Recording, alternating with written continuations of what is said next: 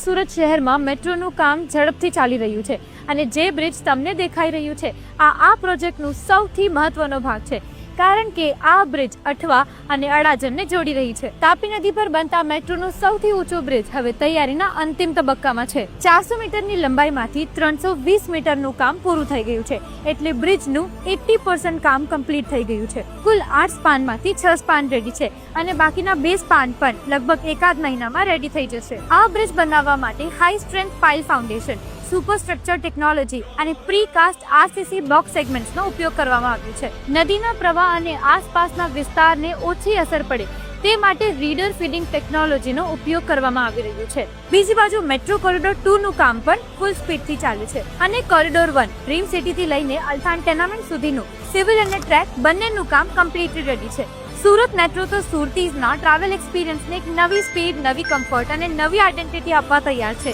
શું તમે પણ તૈયાર છો?